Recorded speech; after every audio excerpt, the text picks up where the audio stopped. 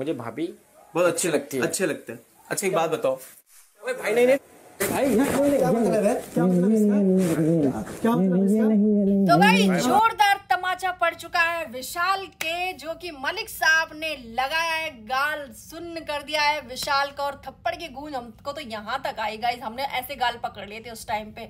My God, big boss की history में अभी तक हमको ऐसा देखने को नहीं मिला कि इस तरह से किसी ने सामने आके थप्पड़ मार दिया हो। यार मलिक साहब को मानना पड़ेगा, मलिक साहब ने अपनी बीवी के जो सपोर्ट में जो ये थप्पड़ जड़ा है ना, इसकी गूंज बहुत आगे तक गई है भाई, और मलिक साहब को कोई हिला नहीं पाया है। देखिए भाई, लड़के का है भाई, वट है लड़के का, है ना।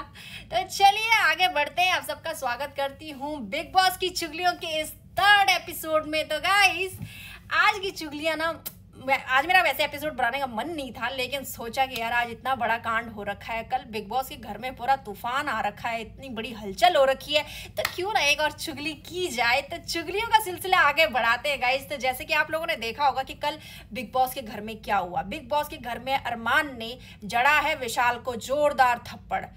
अब विशाल का यार समझ में नहीं आ रहा, विशाल ना बुरी तरह फंस चुका है। एक तो उसने जो भी बोला है उसमें ऊपर से वो सॉरी बोले जा रहा है, हर चीज के लिए सॉरी बोले जा रहे हैं। यार अगर आप बोलते हो कि आपने गलती नहीं करी है तो आपको मरते दम तक सॉरी नहीं बोलना। और यहाँ पे भाई कटारिया ने गेम खेल ली है। कटारिया ने गेम इस तरह से खेली, सबके पास जा जाके, इवन अनिल कपूर हो या अरमान मलिक हो, सबके सामने जा जाकर उसने ऐसे प्रिटेंड किया कि जैसे वो कुछ छुपा रहा है। तो सबके दिमाग में यही बात घुस गई है कि इसने पता नहीं क्या बोला जो तूने बोला था। हाँ, मैंने इसको क्या बोला था तेरे कान में, मेरे को सिर्फ इतना बता।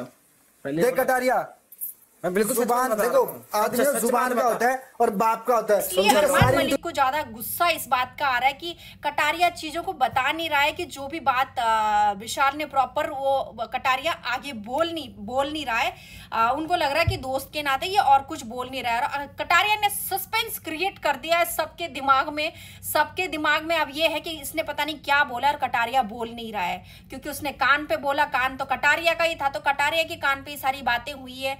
तो कटारिया ने इसको सस्पेंस बना के रखा हुआ है गाइज, अपने आगे पीछे गोल गोल घुमा रहा है चीजों को। तो कटारिया ने यहाँ पे विशाल के साथ बहुत बड़ी गेम खेली है, और विशाल को ये चीज समझनी बहुत जरूरी है, जो अभी तक इनका कटारिया चल रहा था। तो यहाँ पे कटारिया ने भाई तुम्हारे साथ गेम खेली, तुम्हारा काट लिया कटारिया। मुझे कृतिका भाभी, मतलब मैं ये डाउट है कि अच्छी लगती है, पसंद है। हाँ, ये लाइन था, मतलब उसने कुछ गाली नहीं रखी। हाँ सच में। और जहाँ तक बात की जाए अरमान मलिक के थप्पड़ की, तो अरमान मलिक का थप्पड़ भी बहुत कैलकुलेटिव लगा गाइस। अरमान मलिक ने बहुत सोच समझ कर, बहुत कैलकुलेशन के साथ उसने ये थप्पड़ मारा है। आपको नहीं लगता अरमान मलिक को जब ये बातें सामने आई कि अरमान मलिक के सामने जब ये बातें आती कि कृतिका मलिक के लिए ऐसा बोला गया, तो अरमान मलिक उस टाइम शांत था। उस टाइम उसके दिमाग में ऐसा इतना बड़ा कांड करने का तो मुझे नहीं लगता कि तब था उसके दिमाग में। तुम्हारा गुस्सा शांत हुआ तो तुम मुझे 10 और मार लो, मैं तुमको कुछ और बोलूंगा भी नहीं, बट कैलकुलेटिव था वो चीज। कांड करने का तो मुझे नहीं लगता कि तब था उसके दिमाग में, लेकिन जैसे जैसे उसने पूरी कैलकुलेशन की है, किचन में जाके उसने बोला कि मैं अभी चाय पीऊंगा, उसके बाद मैं बात करूंगा, तो भाई वो लड़का बहुत कैलकुलेशन के साथ आगे बढ़ रहा है। वो आदमी बहुत कैलकुलेटिव है, जैसे कि मैंने पिछली बार भी बोला था, बहुत कैलकुलेट करता है चीजों को और उसके बाद वो आगे कदम बढ़ाता है। तो अरमान मलिक को पता था कि मैं बाहर जा सकता हूँ, इसलिए वो पूरी तरह से रेडी था। वो जैसा पैरासूट लेके रेडी था कि जैसे ही बोलेंगे कि जंप, तो वो एकदम जंप कर देगा। उसको पता है कि मैं बस मैं रेडी हूँ। तो कल के उसमें ऐसा लगा कि अरमान बिल्कुल तैयार था, उसने तैयारी के साथ उसको थप्पड़ मारा था, बहुत कैलकुलेट करके उसको थप्पड़ मारा था, और उसको पता था कि अगर मैं थप्पड़ नहीं मारूंगा तो शायद मुझे और ज्यादा मुश्किलें हो सकती कि लोग बोलेंगे कि तेरी बीवी को ऐसा सा बोला गया और तूने कुछ नहीं किया। तो अरमान मलिक ने बहुत सोच समझ कर ये कदम उठाया है, जहां तक मुझे लगता है। और जहां तक बात है, कुछ लोग सपोर्ट कर रहे हैं, कुछ लोग इसका विरोध कर रहे हैं कि थप्पड़ नहीं मारना चाहिए था घर के रूल के हिसाब से। हाँ, तो बिग बॉस के रूल के हिसाब से थप्पड़ नहीं मारना चाहिए।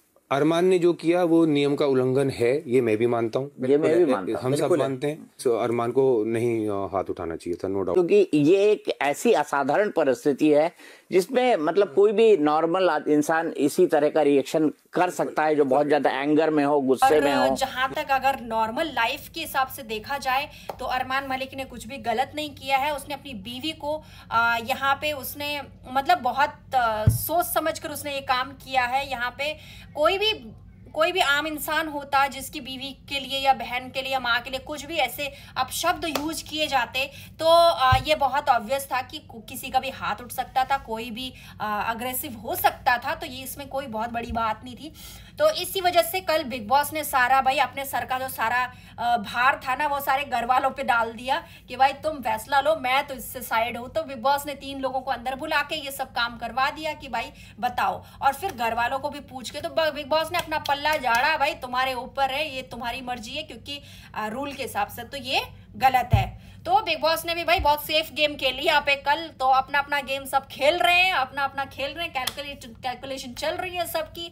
और विशाल फंस चुका है अपने शब्दों के जाल में बुरी तरह। विशाल ने बहुत बड़ी गलती कल ये करी कि उसने जब उसके ऊपर सब हावी हो रहा था, सब कुछ हो रहा था, तो उसने बोला कि यार सॉरी, मुझे लगता है कि अगर तुमने गलती नहीं करी ना तो तुम्हें सॉरी नहीं बोलना चाहिए था। विशाल को अपने एंड तक उसको डिफेंड करना चाहिए था कि मैंने कुछ भी गलत नहीं बोला, मुझे बाहर निकाल दो, मुझे कुछ भी कर दो। बहुत स्ट्रांगली नहीं आया सामने।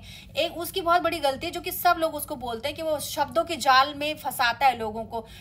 फंसा भी नहीं पाता है, बस गोल गोल गोल गोल गोल घुमाता है, जिसमें कि अनिल कपूर ने भी उसको बोला और रणवीर शौरी भी उसको बहुत बोल चुके हैं कि भाई तू इतना मत घुमाया कर, क्लियर बात किया कर। और कुछ भी बात करने से पहले कोई भी टास्क आता तो सबसे पहले उसके मुंह से सॉरी निकल जाती है। तो कल उसने वही किया, उसने अरमान मलिक को सॉरी भी बोल दिया। लोगों ने बोला उसको सॉरी बोलो, तो उसके मुंह से सॉरी निकल गया। भाई अब अगर तुम बोलते हो कि मैंने गलत नहीं बोला, मैंने गलती नहीं करी है, तो तुम्हें सॉरी नहीं बोलना चाहिए था। फिर उसने ऊपर से ये भी बोल दिया कि अरमान ने मुझे थप्पड़ मारा और मुझे इस बात का कोई दुख नहीं है, अरमान ने थप्पड़ मार के सही किया। यार क्या है ये, मतलब तुम अब तुम सही भी बोल रहे हो अपने आप को, तुम सॉरी भी बोल रहे हो, तो ये तो नहीं चलेगा भाई। हालांकि उसके लिए बहुत बुरा लग रहा था, विशाल के लिए बहुत बुरा लग रहा था कि मतलब यार उसकी एज ही क्या है, अभी 22-23 साल का लड़का होगा और उस पे इस तरह के लांछन लग जाए कि वो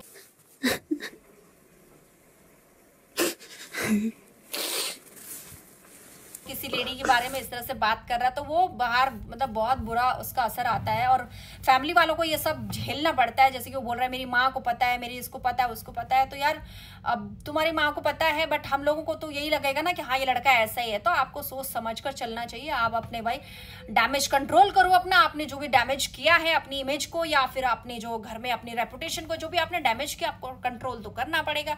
बाहर हालांकि आपके दोस्त आपको सपोर्ट कर रहे हैं, दोस्त लोग बोल रहे हैं कि भाई विशाल ऐसा नहीं है। तो हम उम्मीद करते हैं विशाल जल्दी से वापस अपनी गेम में वापस आए और जल्दी से इस डैमेज को कंट्रोल करें, ठीक है। और कल अरमान मलिक भाई साहब तो हीरो बन के निकल चुके हैं, क्योंकि ना तो उनकी इवेक्शन हुई है और उनको एकदम री एंट्री जैसे मिली है, एक हीरो की तरह उनको री एंट्री मिल चुकी है गेम में। तो वैसे कल बाहर भी हो सकते थे, लेकिन किसी ने उनको बाहर नहीं किया। तो जैसे कि मैंने बताया कि बिग बॉस ने सारा जो कार्यभार था वो घर वालों के सर पे डाल दिया। तो इसमें कई लोगों ने अरमान का सपोर्ट किया कि अरमान ने अच्छा किया, कई लोगों ने मना भी किया कि जैसे सना मकबूल हो गई और नेजी भाई साहब हो गए। तो इन्होंने वैसे सना मकबूल तो हर चीज़ में वो डायरेक्शन अलग ले लेती हैं, वो उनका पैटर्न है गेम का, बट ठीक है उनकी अपनी समझ है। जैसे कि नेजी ने बोला कि भाई मैं होता तो मैं नहीं मारता शायद, अगर घर के अंदर है तो पता नहीं कितना सच है कितना नहीं। जब जिस पे बीतती है, जिस पे बातें आती हैं, तो वही जानता है कि वो कैसे कंट्रोल करे अपने आप को। तो चलिए गाइज, ये तो थी मेरी चीज़ें जो मेरे को फील हुई। तो आप भी शेयर कर सकते हैं कि आपको क्या लगा कल के एपिसोड में, और किसके साथ बुरा हुआ, किसके साथ अच्छा हुआ, कौन हीरो बना, कौन विलन बना और कौन पानी में गया। तो चलिए आज की चुगलियां मैं यहीं पे ख़त्म करती हूँ, और चुगलियों के लिए आते रहिए हमारे पास हमारे चैनल पे। तो आपकी सपोर्ट के लिए thank you so much guys, और इसी तरह से आगे चुगलियां करते रहेंगे। तब तक के लिए बाय बाय, अपना ध्यान रखिए और बिग बॉस देखते रहिए। मज़ा आ रहा है भाई, और फाइट्स चाहिए हमको, तो मज़ा आ रहा है। चलिए बाय बाय गाइज।